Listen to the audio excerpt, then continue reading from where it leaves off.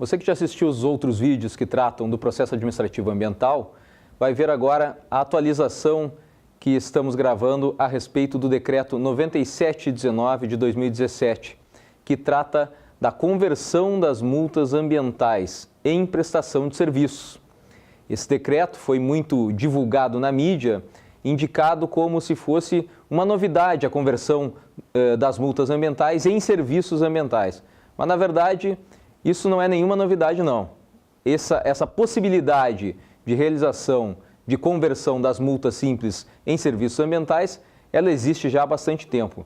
Desde a Lei dos Crimes Ambientais, desde o Decreto 3179 de 99 e no próprio Decreto 6514 de 2008, existia essa previsão. Então, esse decreto não inova. Ele muda, obviamente, algumas percepções estabelecidas no Decreto 6514, mas ele não inova significativamente em relação ao Instituto de Conversão. Vamos analisar algumas situações. Primeira situação é que essas questões foram identificadas a partir do artigo 139 do Decreto 6514, os 139 seguintes. E ali foi criado, instituído, o Programa de Conversão de Multas Ambientais. Então, a partir do artigo 139, dessa nova redação, nós temos a criação desse tipo de programa. É uma nova redação do artigo 139. Uma coisa que se manteve no parágrafo único, que é a redação do antigo artigo 139, é que a autoridade ambiental ela pode converter a multa em serviços ambientais, ou seja, existe uma aura de facultatividade em relação à possibilidade de conversão. Na sequência, verificamos que no artigo 140 foram alteradas significativamente as indicações dos serviços ambientais. O rol previsto no artigo 140 é bem extenso, O que são considerados serviços de preservação, melhoria e recuperação da qualidade do meio ambiente. Ou seja, temos recuperação de áreas degradadas, dos processos ecológicos essenciais, da vegetação nativa para a proteção de áreas de recarga e aquíferos, proteção e manejo de espécies de flora nativa e fauna silvestre, monitoramento da qualidade do meio ambiente, mitigação e adaptação às mudanças do clima, manutenção de espaços públicos, educação ambiental e regularização fundiária em unidade de conservação. Ou seja, esse rol do artigo 140 praticamente possibilita qualquer tipo de serviço ambiental que possa ser realizado, seja ele na forma direta ou na forma indireta, como veremos a seguir. Então, o rol foi mais detalhado, mais extenso,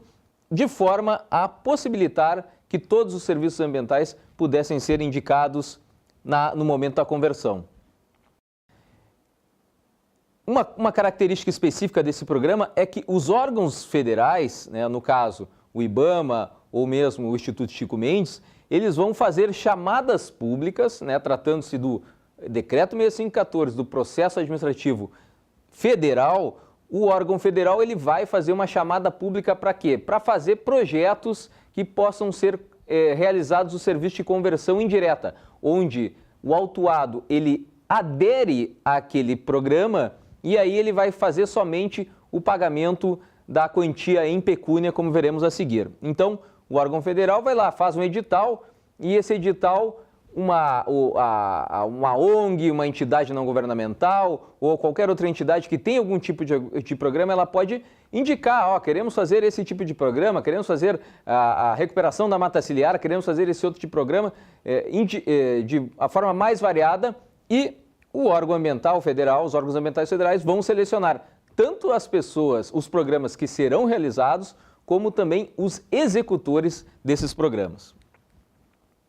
Uma situação bem interessante que mudou significativamente em relação ao Decreto 6514 com essa nova redação é o artigo 141. Lá nele está expresso que não cabe a conversão de multa para recuperar ou para reparar os danos decorrentes das próprias infrações. Então, há uma mudança significativa nessa situação.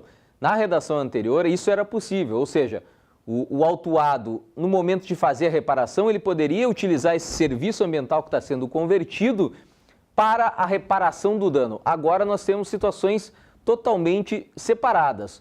A reparação do dano fica dentro do espectro da responsabilidade civil. A conversão das multas ambientais em serviços ambientais, ela fica dentro do espectro da responsabilidade administrativa. Então, nesse momento, ou de acordo com a redação do artigo 141, temos uma separação mais clara, mais objetiva do que é responsabilidade civil e do que é responsabilidade administrativa no momento das infrações ambientais. Outra situação importante que foi indicada ali no artigo 142, né, uma questão de momento processual, que podemos dizer assim, é que o autuado, o infrator, dentro do processo administrativo, ele pode fazer o pedido de conversão da multa até o momento das alegações finais. Essa redação foi alterada porque no decreto 6514, redação anterior, a previsão é que se poderia ser feito até o momento da defesa. Ainda que existam críticas em relação a esse pedido, seja no momento da defesa ou nas alegações finais, como está previsto na nova redação, né? Amplia-se a possibilidade de fazer esse pedido da conversão da multa em serviços ambientais e se dá um reforço, digamos assim, ao que serviria as alegações finais dentro do processo administrativo ambiental. Muitas vezes não existia muitos elementos para serem elencados nas alegações finais, agora pelo menos o autuado poderá fazer o pedido de conversão em serviços ambientais, se não fez até aquele momento. O artigo 142A, uma nova criação, diz que o autuado, no momento que ele vai fazer esse pedido de conversão de multa, ou seja no momento da defesa ou seja no momento das alegações finais, ele vai poder escolher, ele quer fazer o serviço por seus próprios meios, né? Uma execução direta dos serviços ambientais, o artigo 142A, inciso 1, então ele vai fazer dessa forma, ele define qual é o serviço, qual é o projeto que ele quer fazer. Ele tem, por exemplo, um serviço de uma fábrica de lixeiras plásticas, por exemplo. Então, o serviço ambiental dele, ele propõe para a administração pública entregar um número X compatível com a multa a ser aplicada. Ele apresenta, eu quero entregar para a administração pública 1000 lixeiras. Isso é a execução direta do serviço ambiental. Se a administração pública concordar, vai ser feito um termo de compromisso ambiental. Então, dessa forma, é uma execução direta, assim como se fosse plantio de árvores para mata ciliar, algum programa de educação ambiental que a própria parte, o próprio autuado faz. A outra situação, que é a novidade, uma novidade importante dessa alteração legislativa, é o artigo 142A, inciso 2. A adesão, como eu falei anteriormente, adesão a projeto previamente selecionado. O governo federal, através dos seus órgãos ambientais federais, vai definir. Queremos fazer um projeto ambiental de nível nacional, da transposição lá, recuperação das matas do Rio São Francisco, por exemplo. E lá verifica que o aporte financeiro é de X milhões de reais. E dentro desse aporte financeiro, os infratores vão poder eles aderir a esse programa, cada um pagando a sua parcela pequena. Se tu tem uma multa de 10 mil reais, tu vai pagando aquela multa e esse valor vai engrossar os cofres do Ministério do Meio Ambiente, do IBAMA, do Instituto Chico Mendes, para que eles possam realizar esses serviços ambientais de uma forma já previamente programada, que vai ser feita pela adesão do infrator. Uma situação que se mantém, o artigo 143, isso é importante a gente sempre ressaltar, que o valor dos custos do serviço de preservação, ou seja, o valor do serviço de preservação que é realizado, ele nunca pode ser inferior ao valor da multa aplicada. Então, se a multa foi aplicada de 10 mil reais, né, esse valor do serviço ele não pode ser inferior a 10 mil reais, ele tem que ser no mínimo de 10 mil reais ou acima, né, de acordo com a situação independente estabelecida lá no termo de compromisso ambiental. Parágrafo 1º, consolida o que a gente falou antes da situação de divisão entre responsabilidade civil e responsabilidade administrativa no momento da realização do serviço ambiental, indicando que, independente do valor da multa aplicada, o autuado fica obrigado a reparar o dano causado, ou seja, é de natureza de responsabilidade civil reparar integralmente o dano causado e a multa aplicada de forma paralela na esfera administrativa. O parágrafo 2º do artigo 143 indica, e isso aí é um dos grandes motes desse novo programa feito pelo governo federal, os descontos, né? Os descontos que estão sendo concedidos aos infratores que aderirem a esse programa. 35% para quem faça a execução direta. Então, se ele vai fazer com seus próprios meios, a redução no valor da multa para a execução desse serviço ambiental vai ser de 35%. Então, se a multa era de R$10 mil, ela será consolidada na prestação de um serviço num valor de R$ 6.500, 35% de redução. Agora, quando esse serviço é de forma indireta, na aderência do cidadão, do infrator, a um programa do governo federal já previamente selecionado, esse desconto pode chegar a 60%, ou seja, dá uma vantagem significativa para o infrator, ao invés de ele fazer uma situação com seus próprios meios, ele vai lá e adere a um programa e tem um desconto, vai acabar pagando em pecúnia somente 40% do valor da multa simples que foi consolidada com esse desconto. E ainda, além disso, poderá pagar de forma parcelada. Vejam só. É interessante verificar que quando o artigo 144 refere, quando na questão da execução direta do serviço ambiental que o autuado pretende fazer a conversão, ele tem que propor, no momento que ele vai fazer a defesa ou no momento das suas alegações finais, ele tem que apresentar algum tipo de serviço que ele quer propor, de preferência já num projeto pronto, estabilizado, adequado para que a administração possa fazer o julgamento, se aquele serviço é interessante ou não é interessante. Claro que a legislação prevê, se o autuado não dispõe daquele projeto, ele vai ter um prazo para apresentar aquele projeto. E no decorrer disso, o termo de compromisso ambiental, essa conversão é uma espécie de acordo, né? O autuado pode propor uma situação, a administração pode concordar ou pode discordar em parte, fazer um ajuste, até que ao final esse termo de compromisso ambiental, esse compromisso entre a administração e o infrator possa ser assinado de boa forma, de bom tom, tanto para a administração como para o autuado. Né? Caso, claro, né, tenha previsão, não atendimento das situações previstas, o que vai ocorrer? O indeferimento do pedido de conversão da multa. Interessante referir o artigo 145, isso aí não mudou nada, né? Que quando essa decisão da conversão do valor da multa é no momento do julgamento da auto-infração. Lá no momento do julgamento, quando a autoridade julgadora ela vai dizer, ok, aplico a sanção pecuniária, aplico a multa no valor de X reais, R$10 mil, como exemplo que estamos usando aqui hipoteticamente, ela vai dizer, nessa mesma decisão, ela vai dizer que concorda com o pedido de conversão do valor da multa que foi solicitado pelo autuado. Ainda, né, dentro da previsão do artigo 145, ainda se mantém a previsão de uma certa subjetividade na análise do pedido de conversão. Né? Diz ali o parágrafo 1º que a autoridade julgadora considerará as peculiaridades do caso concreto, os antecedentes e o efeito dissuasório da multa ambiental e pode deferir ou não o pedido de conversão. Nós entendemos que isso é um direito subjetivo, né, do infrator. Se existe a possibilidade de conversão, se não há nenhum impedimento legal, né, nos termos da própria Lei de Crimes Ambientais e conforme a melhor doutrina que fala a respeito do tema, a autoridade julgadora ela deveria conceder a conversão da multa simples em serviços ambientais. Interessante que o deferimento do pedido de conversão, obviamente, suspende o prazo para interposição de recurso, né? Porque é uma decisão no momento do julgamento da auto-infração. O passo seguinte do julgamento da auto-infração seria o quê? Recurso à autoridade superior.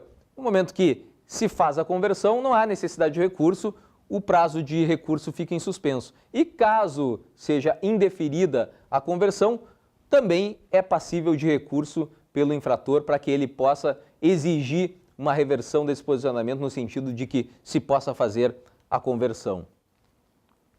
No artigo 146, algumas situações interessantes que também já estavam no decreto, mas é sempre bom ressaltar, né? O parágrafo 4º fala que a assinatura do termo de compromisso, ou seja, lá no momento já estamos assinando o termo de compromisso, suspende a exigibilidade da multa aplicada e implica na renúncia ao direito de recorrer administrativamente. Ou seja, quando tu assinou o termo de compromisso, tu vai fazer aquele acordo junto com a administração, tu não vai recorrer administrativamente desse tipo de situação.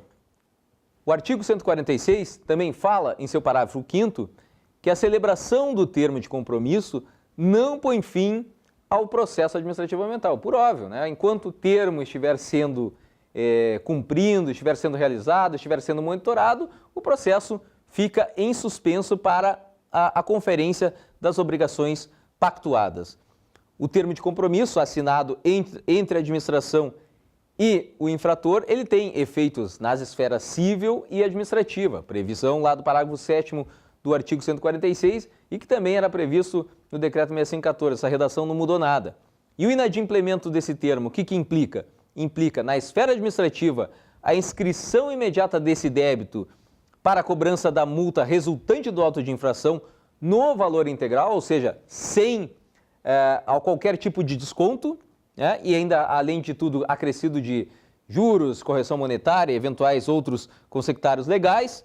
E na esfera civil, a possibilidade de execução judicial imediata das obrigações pactuadas, considerando que o termo de compromisso ambiental ele tem característica de título executivo extrajudicial. O que é importante referir também que no artigo 148 existia uma previsão de vedação de realização de termos de compromisso num período de 5 anos. Ou seja, se o infrator ele teve no período de 5 anos realizado ou convertido uma multa simples em serviço ambiental e feito um termo de compromisso, pelo período de 5 anos ele não poderia realizar qualquer tipo de novo termo de compromisso ambiental. A partir da retirada dessa expressão ou dessa afirmação indicada no artigo 148, ou seja, não há mais essa vedação. Em tese, está possibilitado que o infrator possa realizar mais de um termo de compromisso ou realizar um termo de compromisso vinculado a vários autos de infração. É uma possibilidade que está se abrindo com a retirada dessa vedação do artigo 148 do Decreto 6514, com essa nova redação do 9719 de 2017.